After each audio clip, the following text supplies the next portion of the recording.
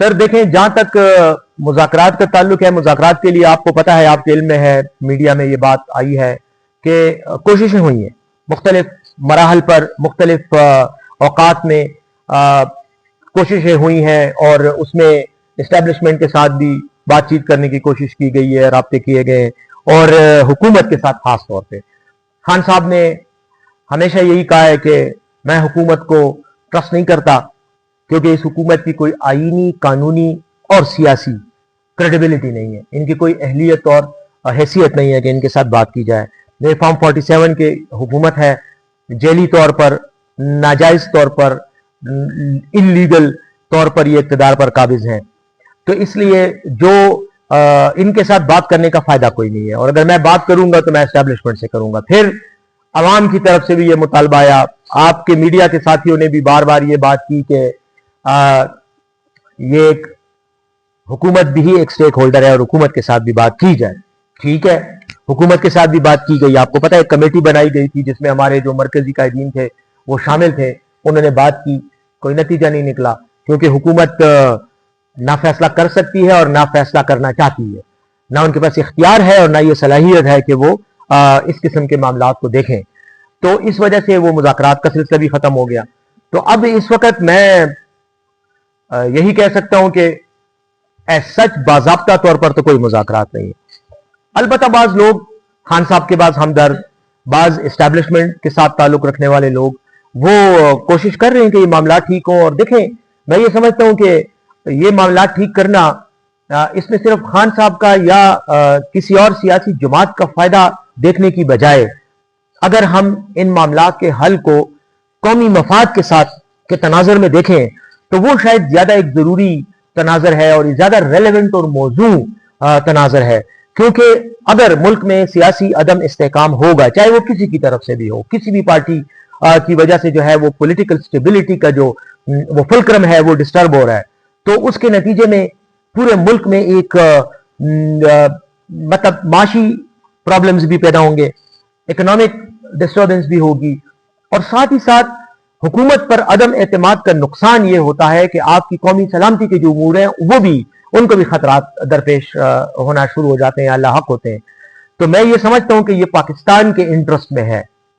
کہ خان صاحب کے ساتھ جو ظلم زیادتی ہو رہی ہے اس کو ختم کیا جائے۔ خان صاحب نے بار بار کہا ہے، اور میری جو ملاقات ہوئی ہے تو مجھے بھی انہوں نے یہ کہا ہے، میں باقیوں کی بات نہیں کروں گا، جو مجھ سے بات انہوں نے کی ہے وہ میں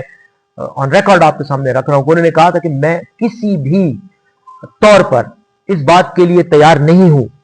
کہ میرے مفاد کو یا میری آسانی کو یا میرے فائدے کو مد نظر رکھ کر بات کی جائے۔ اگر بات کرنی ہے کسی نے میرے ساتھ تو وہ پاکستان کی سٹیبلٹی، سیاسی استحکام، معاشی استحکام اور قومی جو سلامتی کا ایشو ہے اس کے تناظر میں میرے ساتھ بات کرے گا تو میں ہر بات کے لیے تیار ہوں اور شرائط ماننے کو بھی تیار ہوں۔ لیکن اگر آپ مجھے یہ کہو گے کہ یا تم بات نہ کرو، یا تم سیاست سے دستبردار ہو جاؤ، یا تم حکومت پہ تنقید نہ کرو، اور یا جا کے بنی گالہ میں یا زمان پارک میں جا کے گھر میں بیٹھ جاؤ، تو یہ بات نہیں ہوگی، کیونکہ میں نے قومی مفاد پہ بات کرنی۔ تو میں بس صرف آخر میں یہ کہنا چاہ رہا ہوں کہ کوئی باضابطہ مذاکرات نہیں ہو رہے، لیکن کچھ لوگ یقیناً اپنے طور پر کوششیں کر رہے ہیں، اور اللہ کرے کہ یہ معاملہ ختم ہو۔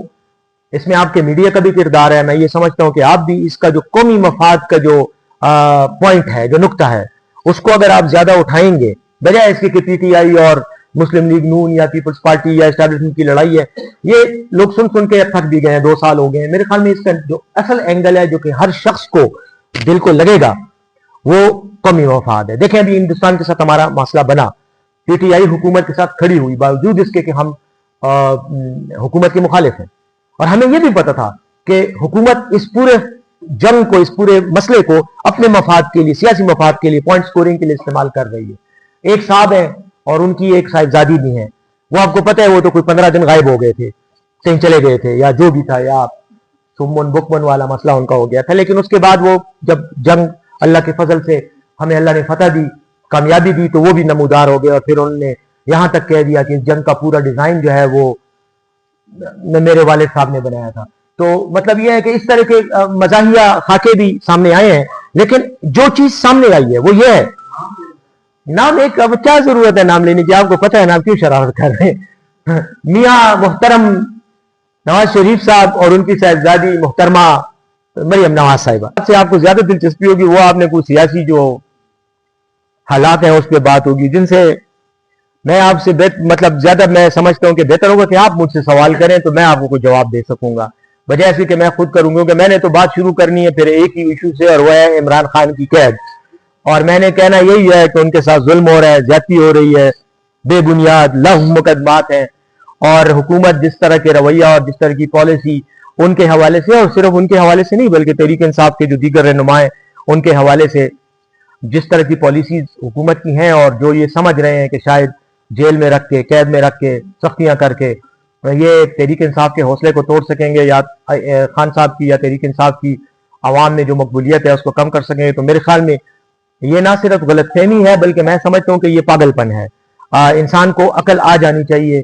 ایک بار حرکت کرتا ہے، دوسری کرتا ہے، تیسری کے بعد اس کو پتہ چل جاتا ہے کہ یار یہ جو میں کر رہا ہوں اس کا کوئی نتیجہ نہیں نکل رہا، بلکہ جتنی آپ ایسی کوششیں کر رہے ہیں تو اس کا نتیجہ یہی نکل رہا ہے کہ خان صاحب کی سپورٹ زیادہ بڑھتی جا رہی ہے۔ تو میں تو ارباب اقتدار کو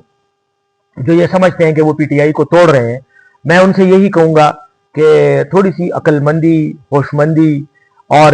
تھوڑا سا ذرا سیاسی فہم و فراست کو استعمال کرتے ہوئے خان صاحب کو نکالیں، چھوڑیں۔ جب نکالیں گے تو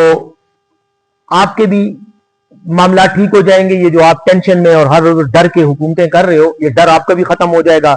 ہم انشاءاللہ سیاسی میدان میں آپ کا مقابلہ کریں گے، تو اس لیے آپ بھی سیاسی طور پہ ہمارا مقابلہ کرو، غیر سیاسی ہتھ کنڈے نہ استعمال کرو۔ کبھی آپ عدالتوں کو استعمال کرتے ہیں، کبھی آپ ظلم زیادتی کرتے ہیں، ٹارچر کرتے ہیں، ہمارا تو کوئی بھی نہیں ٹوٹا، کوئی ورکر نہیں ٹوٹا، اور لوگ ہمارے ساتھ آ رہے ہیں، ہمارے ساتھ جو ہے وہ سپورٹ بڑھتی جا رہی ہے۔ اب کل انہوں نے ہمارے ایک ایم این اے کو ڈسکوالیفائی کر دیا، تو اگر اس کچھ ڈسکوالیفیکیشن سے آپ یہ سمجھتے ہیں کہ آپ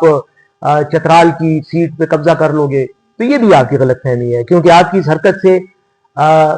نیچرلی وہاں کے لوگوں کو بھی پتا ہے کہ آپ نے جھوٹا کیس بنایا تھا اور نہ اس کیس کی کوئی لیگل وقت ہے،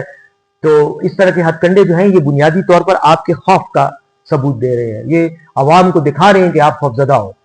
اگر آپ خوفزدہ نہیں ہو تو پھر ثابت کرو اور آؤ میدان میں ہمارا مقابلہ کرو۔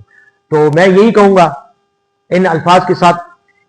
I'll let you ask me questions، آپ سوال کریں تو زیادہ فوکس جواب دے گا۔ میں بس آخری جملہ کہوں گا کہ پاکستان کے ساتھ کھڑے ہوئے، پاک فوج کے ساتھ کھڑے ہوئے، پی ٹی آئی اور عمران خان اور حکومت کو بھی ہم نے وہ نہیں کیا، مطلب تنگ نہیں کیا، اور ہم نے پاکستان کے مفاد پہ کوئی سودا بازی نہیں کی۔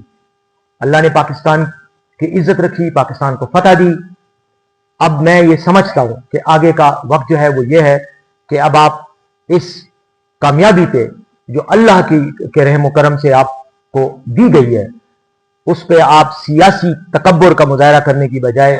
جن لوگوں کے حقوق آپ پامال کر رہے ہیں اسے آپ رکیں اور ان کو ان کے حقوق دیں۔